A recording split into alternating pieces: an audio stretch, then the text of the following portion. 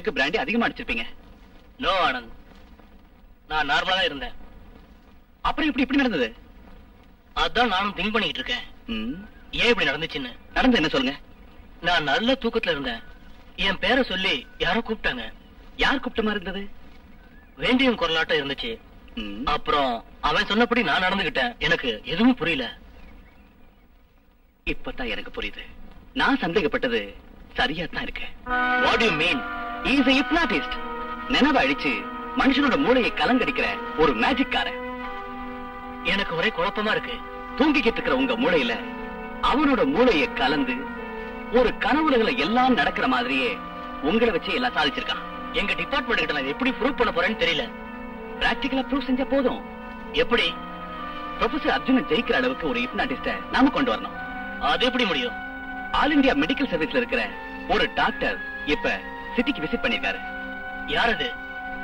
Doctor Prabhakar Verma. அதான் இதோட theory. Thank you thank you thank you.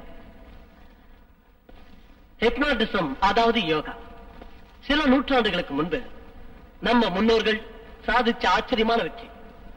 அமைதியான ஒரே லட்சியத்தோட நம்ம மனசை ஈடுபடுத்தணும். நிலையான வழியை நாம கடைபிடிக்கணும்.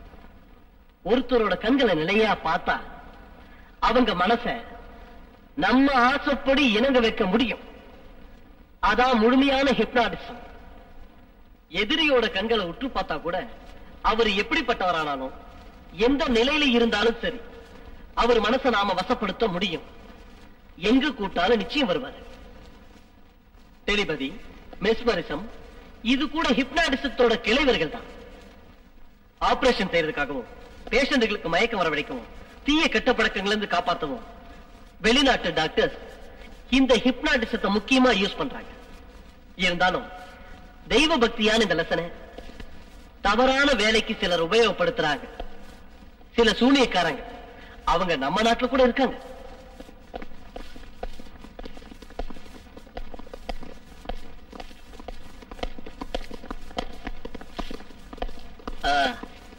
வணக்கம் சார். நமஸ்தே. உனக்கு இப்போ போட்டோகிராஃபர் வேலை இல்லையா? இருக்கு சார். சார் இவர் தான் S. Babu. Hello. Hello sir, உங்ககிட்ட ஒரு முக்கியமான விஷயம் பேச வந்திருக்கோம். ஓ, தாராளமா. Please come.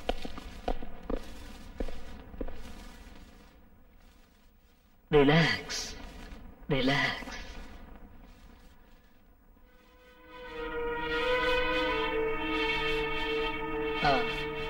நீங்க வந்த விஷயம்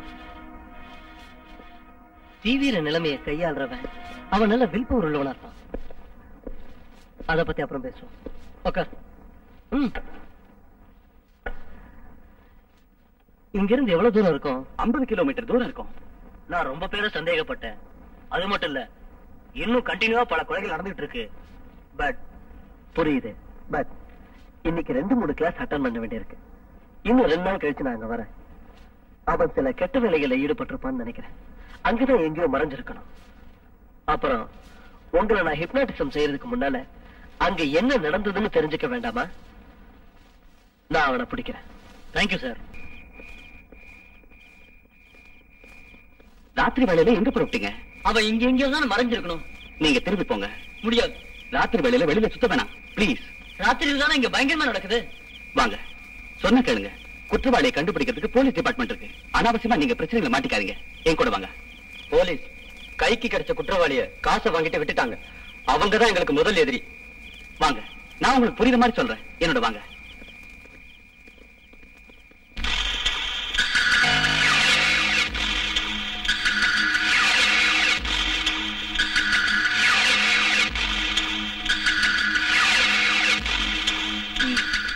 நான் சொன்னது எல்லாருக்கும் புரியுது இல்ல? புரிஞ்சுதுங்க.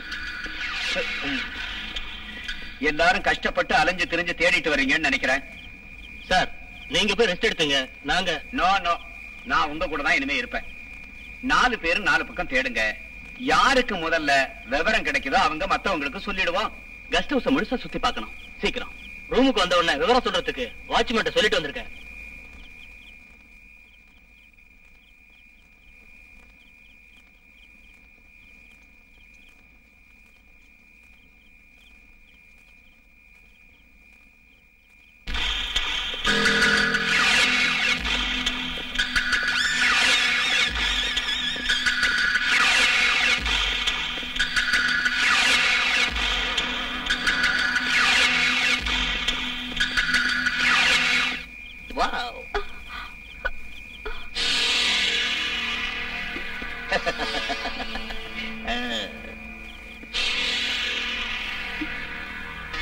ஏண்டை காட்டுக்குயில, டேவிட் விரிச்ச வலையிலிருந்து இதுவரை எந்த பறவையும் தப்பிச்சது கிடையாது. பறவைய சாப்பிடுறது டேவிட்டுக்கு பஞ்சாமிர்தம் சாப்பிடுறது மாதிரி.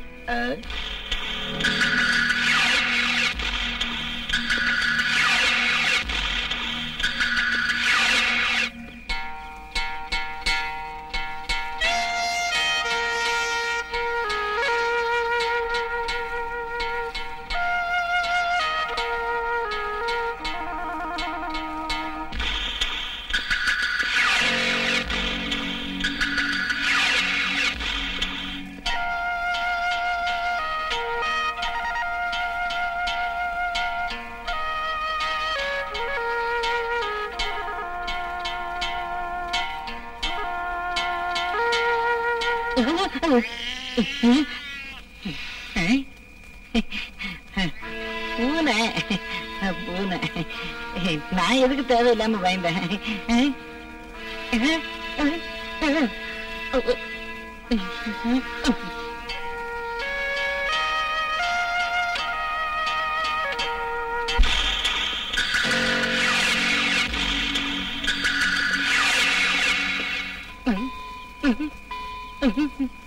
ஐயோ,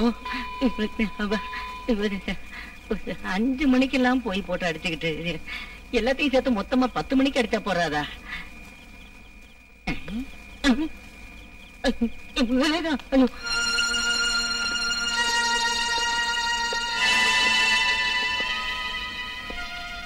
ப்ரொஃபசர் சார், ரொம்ப டயர்டா இருக்கீங்கன்னு நினைக்கிறேன். இனிமே எங்க தேடி அலையிறது? போய் படுத்துங்க, நாங்க வீட்டுக்கு போறோம்.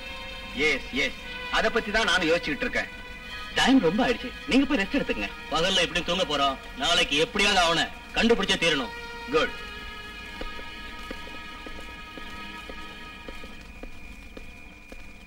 Good night.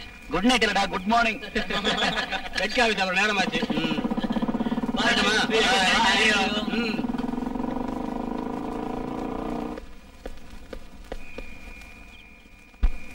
நான் கூட வரட்டுங்களா? இன்னைக்கு ராத்திரி நான் இன்னொரு ஆலயம் பார்க்க வேண்டியது இருக்கு. போலீஸ்காரங்க எனக்கு அதை பத்தி கவலை இல்லை.